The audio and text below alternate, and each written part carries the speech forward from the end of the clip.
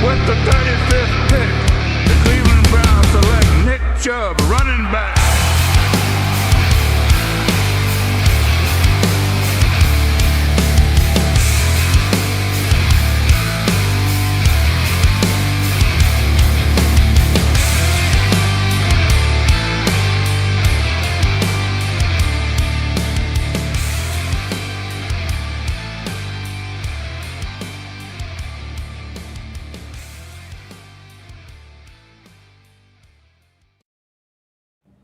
What's up, everybody? Hope you're having a fantastic Tuesday. Welcome into another draft edition of the Parker Brown Show. Please make sure you hit that subscribe button, give us a thumbs up.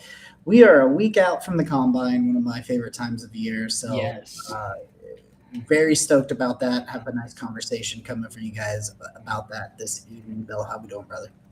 Jacob, we are doing good. I always love the Combine, especially with it being 20 minutes from my front door to Lucas Oil Stadium. The nightlife every night when you're in St. Elmo's and High Velocity downtown, you just hear a lot of different things.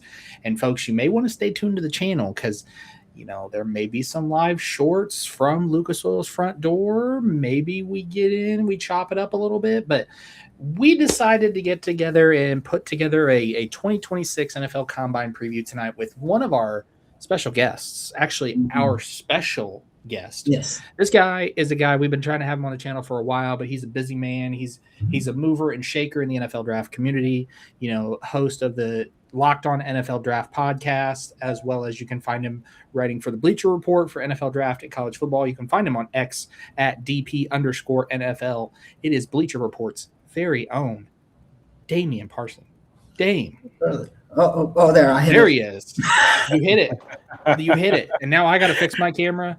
But you know what? That's fine. The people aren't here for me. They're here for you. How are you doing, man? I'm good. Battling through some, you know, I have a 1-year-old. He's in daycare, things like that. So, you know, bringing things home that I don't, you know, we don't need in the house. And so, yeah, I've been battling all day. So, but it's all good, though. You know what I mean? We make things work.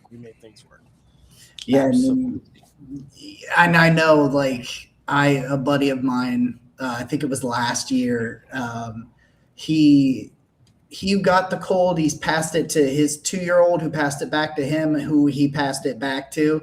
So I have heard, I don't have any kids of my own, but I have heard the horror stories of that going back and forth. It's terrible, man. Especially daycare is just like a petri dish cesspool of germs. You know what I mean? So yeah, you just kind of roll with the punches. That's the only thing you could do is roll with the punches, stay hydrated, keep your immune system as strong as possible, because you're bound to get something multiple times a year with children. Multiple times a year. All right, man. We want to jump right in here. We got a list of questions we wanted to ask you. Let me see if I can. Bill, do you have the questions pulled up? Because I do. I did the co-host duties and helped you out and prepped and got ready for you. So you're good. I know you're filming live from, you know, some random basement in Ohio. So I decided to help you out. It's true. It's true. I found them here. So this first question. So we got just some questions we want your opinion on, just when it comes around to the NFL draft. I listen to Locked On the NFL Draft every day, so I've got a pretty decent idea of what you think about some of these players, but I'm really interested to ask. Okay, so for the Browns especially, the Browns literally need an entire offensive line, right? Mhm. Like an entire offensive line. So which offensive line candidate do you think is most likely to skyrocket their stock next week at the combine? I just got into his film probably about a week or so ago. Monroe Freeling from Georgia. That's that guy. 6'7", 315. He's a easy mover, good athlete, long arms, can redirect, pass off twists and stunts. Just a natural pass protector, and that's what you need in today's NFL. Guys that have that type of frame and body type and that can move, right? Be able to mirror and match pass rushers laterally. He has good feet. You don't really see him getting out of position a lot. Now, he's a little green, because he's young, he's not a super experienced starter, but I'm excited for him. I think next week he's got a chance to really skyrocket. And when you look at this class, where from a tackle standpoint, it's especially left tackle is more questions, right? You got Spencer Fano, right tackle out of Utah. Then you have Caleb Lomu's up until Monroe Freeling's rise as of late, it's been Lomu who's been a lot of people's kind of OT like left tackle one. I'll put it like that. Caden Proctor is kind of a interesting case study because you're wondering, all right, do we try you at left tackle, or do we try the Mekhi Becton thing early in your career and allow you to play as that big 6'7", 6'6" guard that's going to be physical at the point of attack, move guys off the ball, things of that nature. So when you look at it overall, the left tackle spot has honestly been kind of a spot that didn't have someone that you projected top 10. Monroe Freeling has the type of skill set and ability that he goes out here and runs well, jumps, does all this type of stuff, and then field workouts. Because I would say there's a lot of people, we go to the combine, a lot of people just get so enamored with the athletic testing, which is fine. I always pay attention to the field workouts. I want to see the way you move, your technique, just like everything else that has nothing to do with athleticism. Because at the end of the day, your technique has to be on par. It has to be on point in the NFL. So those are the things I advise everybody. Yes, the 40-yard dash and all that stuff is must-see TV. That's everybody loves it. Pay attention to every position. Pay attention to the field workouts. How does a guy move when they have to redirect, when they are told to work back the opposite direction? You have to drop back quickly. Do you have the movement skills? Because that right there lets you know, okay, we might need to kick you in that guard and shrink the space you have to cover. Yeah, absolutely love that. I agree. We've talked about Monroe Freeling here on this channel. We've done a breakdown on him. The big thing, man, and I really want to see if this measurement gets confirmed, but an 84-inch wingspan, that's a big boy. That's insane. That's but you see it. You see it on tape when you're watching them, that he has that length, that wingspan, the arm length to. And I always say, like, wingspan. When I look at two battles, corner, receiver, and then D-line, O-line, is a lot of similarities to boxing. Punch timing is key. Arm length and stuff like that, the tail of the tape, like who has the reach advantage, things of that nature. Like all that stuff is always going to be key, but the punch timing is going to be everything. For tackles or offensive linemen, especially tackles, you either on time or late. You never early, because if you're early and you get beat, your hips are locked, they clear you, and now you can't recover. And it's the same thing like at corner. Shoot the wrong hand, versus press coverage, they swim move you or double hand swipe you. They lock your hip, and now they're going vertical, and you can't recover and get back in phase. So definitely looking forward to seeing Monroe Freeling test. I think he's got an opportunity not just to put himself in that first-round range. I think he's going to create that conversation of a team that needs tackle that might say, you know what, I know he's a little green, but I think the run game is going to be a place that you want to coach him up to be able to use that frame and his size and move guys off the ball, latch, strain, run your feet, like get guys out of there, displace guys, right? Because as a running back, I played running back in high school and I've coached running backs before. That's the type of stuff you look for with tackles. Like, hey, if you can strain and move a guy, I then have the freedom to pick inside or out, depending on where your leverage is. I can make you look better. If that guy takes an outside rush and you lock him out and seal him. I just cut off your backside. And now it looks like this was the plan the whole time, right? So definitely going to be looking forward to him because I think he's got a chance to push himself in that top 10 range. Yeah, he was somebody that was just not on my radar going into the year. And then I was like, oh, hello. Yeah. Like, you've got circle him. Right. Yeah. Billy, I'll kick it to you. Yeah, so you talked about it, the 40-yard dash. It's must-see TV. We all watch it every year. We saw it last year with Matthew Golden and how he stole the show from his teammate, Isaiah Bond. Mm-hmm. Which wide receiver, DB, or even player in general, who do you think turns in the fastest 40 time, and do they challenge Matthew Golden's record from last year? Oh, man. Brendan Thompson from Mississippi State, the wide receiver. This young man is explosive. He's dynamic. He has that type of speed that takes the top off with ease. And this is a guy that has a track background. He's a 100 meter dash sprinter and things of that nature. I believe he ran a 200 as well. But he's not. I remember tweeting this out when Devon Achane came into the draft. Devon Achane was a running back who had a track background. He wasn't a track star who plays running back. Like, he actually had the feel and everything else to play the running back position. And you look at the Miami Dolphins, they love him for a good reason. The young man can absolutely tote the rock.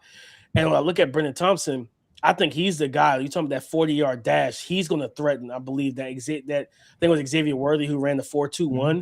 I think he's got a chance to threaten him in the 40-yard dash. This young man has just elite, easy speed, and it looks effortless. Like, it doesn't look like he's trying so hard to gear up and shift gears. It's just like 0 to 60, 60 to 100, and it's just instantaneous with him. You look at he played, for those, in terms of his game, he played on the outside, even though he's probably about 5'9", maybe 5'10", but he's probably 5'9". But he played on the outside for Mississippi State. And you turn on that Texas game, Malik Muhammad, their top corner, he beat him on a 40-yard vertical route. And he's one of those guys, the old cliches, if he's even, he's leaving. That's Brendan Thompson. And I think that's the guy where you say, hey, for those who are probably going to be on FanDuel Sportsbook or one of these sports books to put your combine bets in, I would probably put my money on Brendan Thompson running the fastest 40. I tell you what, I got hosed, man. I fell for it. And I did bet on the color of Gatorade at the Super Bowl. So I have been known to do some. I always go with orange. I didn't even know that was a thing. I didn't know that was a thing. Oh yeah. The one of the prop bets you can get is what color Gatorade the winning head coach gets dunked in, and it was purple this year, I believe. I bet orange. Yeah. So is there it's a weak quarterback class. Like, there's just no ifs, ands, and buts about it. But is there anybody that you think nobody's going to fully catch Mendoza, but is there anybody that's going to be able to go out there and test and say, hey, I can see a vision where eventually this guy could be in the Mendoza range throughout in the NFL if he develops properly? Anybody that you think could step on the field next week and kind of make I would say Alabama's quarterback Ty Simpson. I know that the season didn't end well for Ty and everything, but he had an 8-9 stretch of games where he was playing some of the best ball in the country. Polished, a guy that clowns vertical in the pocket, accuracy, ball placement. And I always go back to that Zach Wilson throw from his pro day. Ty made that throw in a game. Like, in an actual game setting this year, rolled out to his left, threw it back to his right, just like a long handoff right in the bucket to one of his receivers down the field. And I think he's a good athlete too. So I wouldn't be shocked if he runs the 40 and everything. And I think Ty Simpson is going to be this year's Tyler Shuck, where people remember last year, people didn't like Tyler Shuck. People were like, when he went top 40, you said, like you said, Jacob, you listened to the show. If you go back a year ago, I remember, we broke down the quarterbacks. I came on the show and I said, I like Tyler Shuck more than I like Jackson Dart. I saw way more NFL concepts. I saw more going through his reads. I saw the power in his arm. I saw a guy that can get through 1, 2, 3 get back to 2 if you protect him. And he processed information well. The main thing for him was, hey, I know you dealt with the injuries, but you got to toughen up so that you can be able to really play to the level and talent that you have. And we saw that this year. Once he got into the lineup for the Saints, it was a resurrection of Chris Olave, right? Like people wonder where Chris Olave was all season, and he was missing on a milk carton. Like once you got Tyler Shuck into that in that offense, and that connection grew. That game against the Panthers, where he outplayed Bryce twice, honestly, but that game on the road in Charlotte, and that deep throw to Chris Olave versus their star corner J.C. Horn, just a dime, and you just see why Kellen Moore, which was a rumor that he was the one who made the call to draft Tyler Shuck top 40. There was a reason for that. And so I look at Ty Simpson. I think he's got a chance to be this year's Tyler Shuck. Now, does he have the same arm talent? No. Tyler Shuck has a much stronger arm, but accuracy, ball placement. I mean, heck, you go back to the LSU game where he's shotgun, he drops back. I think there's pressure off his right side, and back foot hits. He sees the pressure, rips through, resets his feet, and delivers an absolute laser cross the middle to the right hash to Jerm Bernard. Whizzed it right past, I think, a linebacker in coverage, right past his ear hole. Just a dime of a throw. So I think for him, go out there, compete. Would I love to see him in, if he's healthy and everything. I heard that he wasn't healthy a couple months ago, like coming into the Senior Bowl and everything. That might be why he wasn't in Mobile. But if he's healthy to go, I want to see him do everything. And I think he's got a chance to where it's either that Tyler Shuck where, hey, he's a top 40 pick, or he puts himself in that Jackson Dart range where a team says, you know what?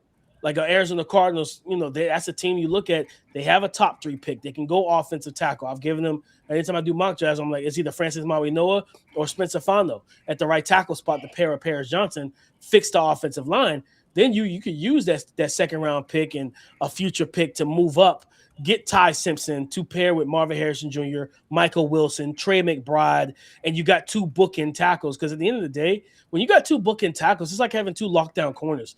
Go back to those years in New York with the Jets, where Rex Ryan had Revis and Cromartie. You know what I mean? At times he would go on the island and let those guys just shut stuff down and then send the pressure. Like, it's the same thing with offensive tackles. When I got 2 guys that can live on the island, my center guard trio can double team, pass things off, and keep the interior protected. So I think Ty Simpson's the guy. Of anybody that could potentially, you look at them 3-4 years from now, and you're like, man, we got 2 good quarterbacks out of this class. You're like, okay, of course, Fernando going number 1, you kind of expect it. It's Ty Simpson, I think, could be that guy that really rises to the top of the class as well. Yeah, our good friend Drizzt talking about Bill's a hater. A hater. You tried to murder me when I mocked Ty Simpson to the Browns at 24. You almost jumped. Yeah. He said, yeah. Yeah, you're not wrong. It was funny. I see it. I see everything. The 8-9 stretch of games is so tantalizing with Ty Simpson, but you also have to figure out the rest of this time that he's had and that he's put out there. And what concerns me too is the fact that all of the injuries that are piling up, a punctured lung and an elbow and a rib and all of these, and he's not even in the league yet. So now I have concerns when the guys get bigger, the guys get faster, the guys get stronger, the windows get smaller.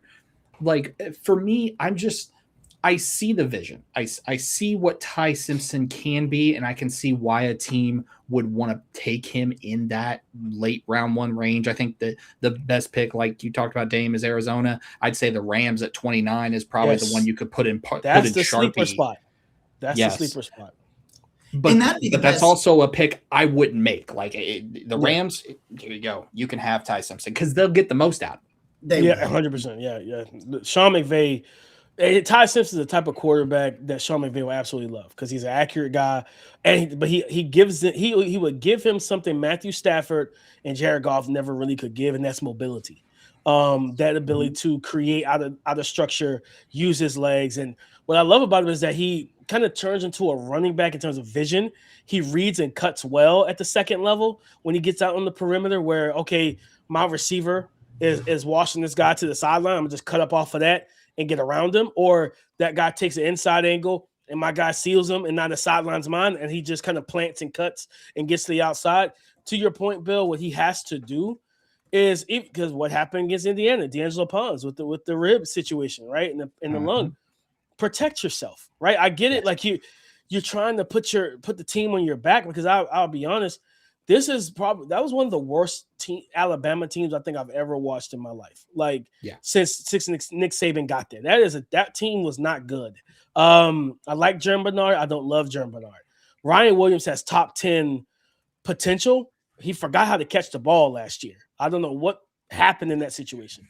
They didn't have a playmaker at tight end, really. And Cuevas, who was a tight end, ended up having a foot issue, and he was injured a good portion of the season, even having to give him a custom-made cleat to keep his foot protected so he could be able to play in the playoffs, right? So the offensive line was absolutely horrendous. Like once teams – and the turning point of this season was Oklahoma for Alabama.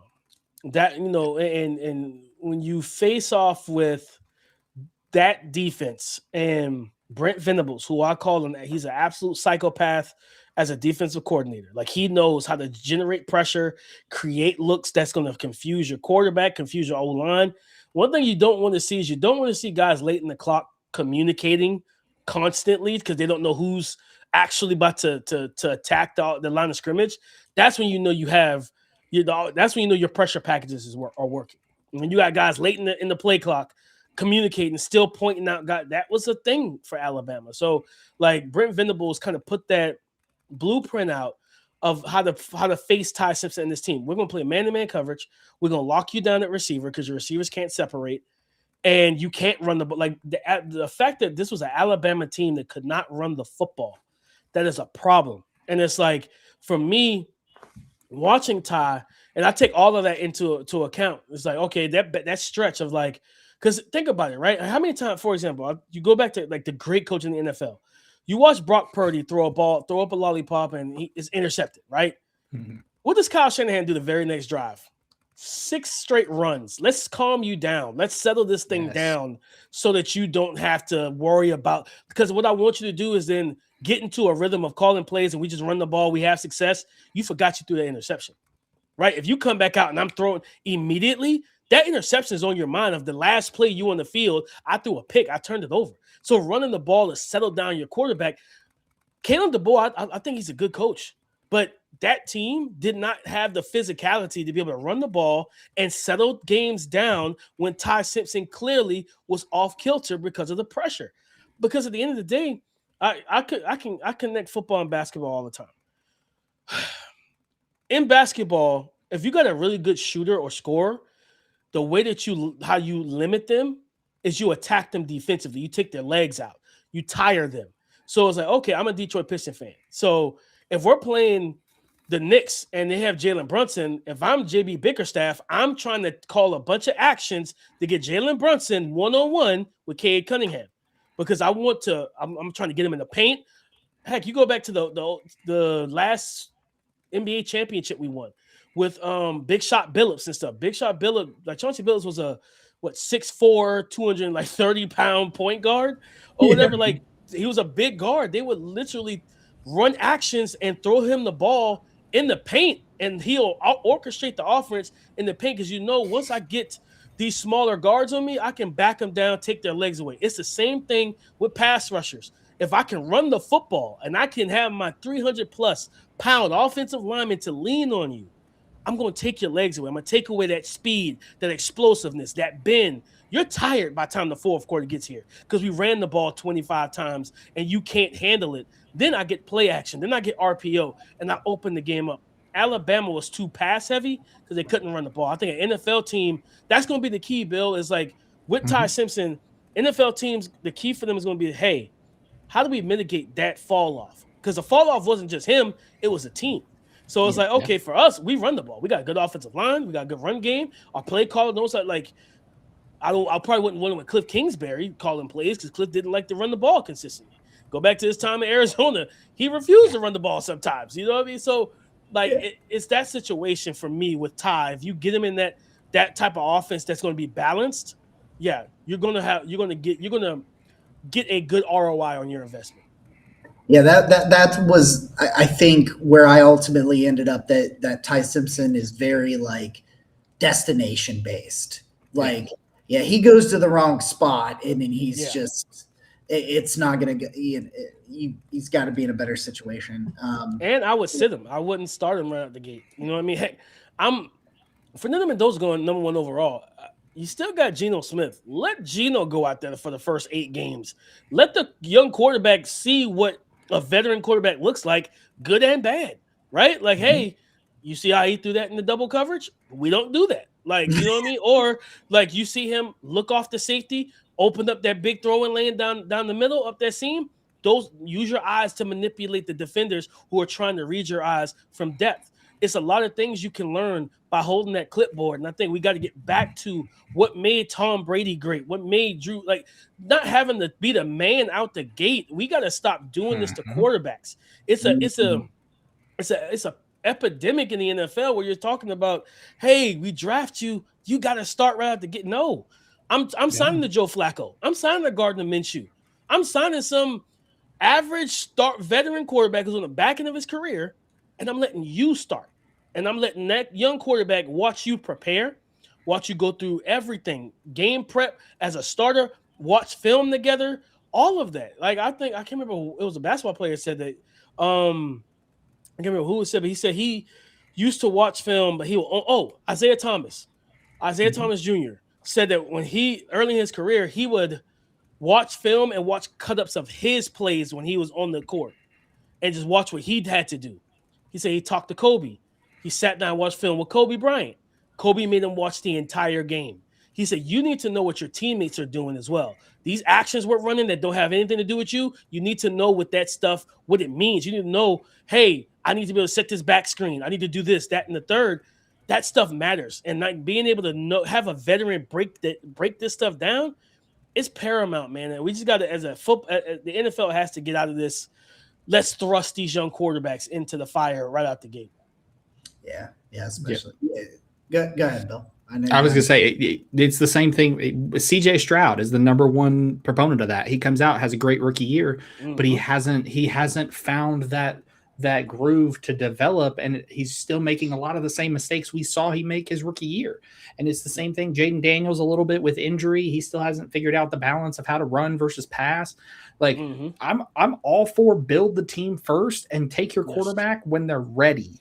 And when they're ready is when the team is ready, not when you're ready. But that the NFL lives on clicking, on borrowed time. Every GM is on borrowed time. If you have the money, like you look at the Raiders having $100 million in cap space. Like when you have that type of money, like okay, we can get veteran offensive linemen. Look at the Panthers. Bryce Young, who I still don't believe is a franchise quarterback, but what they did was they spent over $150 million on 2 guards. Absolutely helped him out, right? Created a better pocket for him. He can step up in the pocket. He's more comfortable because he's not facing pressure right in his face.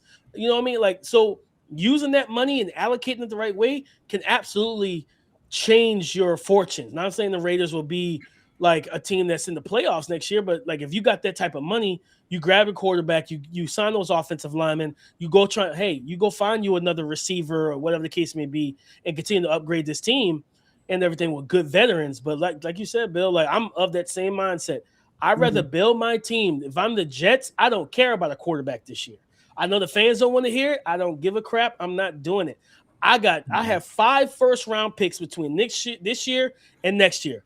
There's a realistic opportunity that I have Arch Manning or whoever's the top quarterback next year, and I might have Jeremiah Smith. I'd rather do that than anything else. You know what I mean? I'd rather do that, man. Like let me do that. And this also is a team. The Jets have 5 picks in the first 103 picks. They got 2, I think it's 2, 16, 33, 44, and 103. This is a draft itself that you can change the mental makeup and talent makeup in the DNA of your roster. I'll knock out just a couple more questions. We'll let you go. We really appreciate your time tonight, man. Sure. This one is one of my favorites. Which small school darling is going to steal the show at the Combine next week? Ooh. I go to Bryce Lance, Trey Lance's brother out of North Dakota State. This Okay. dude can fly. He's got the stride. He's got the deep speed. I think this is a guy that absolutely test. I think he's going to test well. Like, and I think that's going to be a lot of people don't, really know much about him. But in fact, him and his quarterback, Cole Payton. I'm a big Cole Payton fan, and I think teams that want to wait to day 2, 3rd, 4th round, after the 100th pick and say, let's grab me a quarterback. Yeah, Cole Payton's the guy I'm grabbing. You know what I mean? I'll grab him in the 3rd, to be completely honest. If my team has the makeup where I don't need something in the back of the 3rd, it's not an absolute need. I'm drafting, and I have a quarterback issue. I'm drafting Cole Payton. I think he's a first-year starter, but arm talent, accuracy, mobile, 6'3", 229, well-built. His play style a little bit, gives you some Jalen Hurts vibes where he can kind of be a big factor in the run game, QB power, QB zone read, things like that. But Bryce Lance, whenever Cole Payton wanted to stretch the field, he went to Bryce's side. And early in games, if he got one-on-one, and Bryce is a very agile mover too. So you're talking about rocker steps, mid route and things like that to move a guy. And like he accelerates so quickly. And I was actually really surprised by that on one of his double moves. And I'm like, okay, like he can go. So I definitely think he's a guy. If you're talking about a small school kid that ended up stealing the show, and really for those just from a scouting standpoint, everything is a data point, guys. Like the Shrine Bowl, the Senior Bowl, the Combine, everything's a data point. Nothing supersedes all things, right? Nothing says, hey, the tape is worthless now because I just seen him run at the 40-yard dash and he ran a 4.2. Does that translate to what you saw on tape? Right? Like you can't, if a receiver is not pulling the way down the field, but he ran a 4.2 at the Combine, I'm sorry, play speed over testing speed is my motto. Like, how do you play? Like, that's just the end of the day. So everything's a data point. And just like with these things, you use it to send you back to the tape. So when guys go to the Senior Bowl and play well, you're like, okay, like I didn't know about this guy. Let me go watch them and see what they do on film, right? And there were multiple guys at the Senior Bowl that sent me back. Cyrus Allen from Cincinnati. There was multiple guys that I'm like, I didn't know much about you. Now I can go watch your film and see what you did in season and pair everything together. And it's the same thing with the Combine. So let the Combine be another data point that sends you back to the film. I don't complete my final actual grades and reports until the week before the draft. Like my stuff will not be finalized until then, because I always go through 3, 4, 5 watches just to make sure I'm seeing it the same way I did the first 2 or 3 times. So I think Bryce Lance, man, I'm excited for him. I'm excited for this kid. I think he's going to run fast. I think he can jump high. I think he's going to test well and go out there and really open some people's eyes and say, let me pop on that North Dakota State offensive tape and see what you were doing in the season. Bill, you got the last question, brother. Yeah, before I ask this last question, brother, we appreciate all the time that you've given us tonight. I know you've been under the weather. This is your Jordan flu game. You're out here just doing your best version of it. Tell our fans and tell the people where they can find you and all the work that you do. Over at Bleacher Report, I scout quarterbacks, wide receivers, and running backs. So you can go, I think, on the app. There's go to NFL Draft. There should be a link to look at all of my reports that I've put up. I think out of the 14 quarterbacks that's listed to be in Indianapolis, I have 11 reports already up on the 14 quarterbacks. So like I said, quarterbacks, running backs, wide receivers at Bleacher Report. Of course, host the Locked On NFL Draft podcast 5 days a week. YouTube, Apple Podcasts, Spotify, iHeartRadio, whatever podcasting app you use there. As well as I will be once I'm probably be after the Combine, depending on how quickly I get over this, being under the weather. My YouTube channel, The Scouting Room, plan on getting some film breakdowns of prospects up on there. So definitely go check that out. But that's where you can find all my stuff. And of course, find me on Twitter at DP_NFL. Love it. So we've talked a lot about the players that are going to be in Indianapolis, and you're going to be there. I'm going to be there as well. But I got to ask, who was the biggest snub from the Combine? Which player didn't get an invite that you're like, listen, that's not okay with me? Two wide receivers, and they both were at the Senior Bowl. One I just had on the show last week, Tyron Montgomery out of JCU, to go out there and play the way he did at the Senior Bowl and not get an invite. It's just criminal to me. Especially knowing him being able to break down his story, guys. I promise you, this is a guy you will root for. This is that ultimate underdog story. Didn't start playing football until COVID. Because he's started at LSU as a basketball recruit. COVID happened, shut down everything. He didn't run his first. He ran his first slant in his backyard, catching the pass from his brother. His brother had to teach him how to run a slant. But man, when you listening to him talk, like, this is a guy who's going to give you every single thing he has. And he's a student of the game as well. Only been playing for like 2.5 years. Did not play a lick of football in high school. So the way he played at the Senior Bowl, the route running, and he talked about he uses his basketball background. He broke it down to how playing basketball helps him with his releases and as a route runner and setting guys up. So definitely that was a guy, because I feel like his story would have been polarizing if he goes out there. And I'm not gonna disclose. He told me his 40 time. He just ran the 40.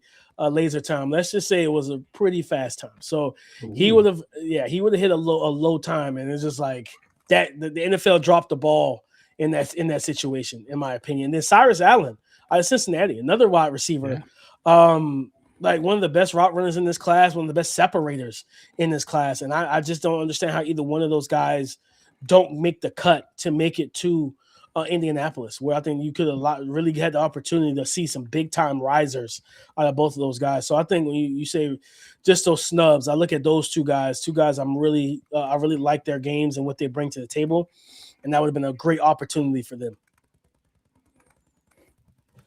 Conveniently, I'm in my. For people that don't know, people were joking last week that I'm in prison, that because of these walls. I work evening shift, and this is my lunch break. We are on my lunch break, so I am in the break room. But last week I did it with just these white walls back here. Instead of that, it was just a white wall, and like people were like, "Here's some money for your commissary account." So they were like coming at me for it last week. Oh man. Conveniently, that's hilarious. The heater just shut off. I had to keep muting and unmuting my mic because of the big ass heater that's in the background. But that seriously, is absolutely hilarious. Thank you so much for your time. I listen to you every day, so it's like really cool to actually get to talk to you, like, and cheese out a little bit over it. I read everything you write, I appreciate that, man. You do an amazing job. So thank you. We appreciate you all for joining us. We will be back with our regular Brown show on Sunday night, but me and Bill have a scouting report on tomorrow. Is it Max? Are we taking it to the Max? Yeah, Max. I'm not doing it, Max. Hey, not sure. This is not your regular offensive tackle. No. And then on Friday, we have our Denzel Boston scouting report dropping on our YouTube. So you want to check those things out, guys. We appreciate you all so very much. We'll see you guys again next time.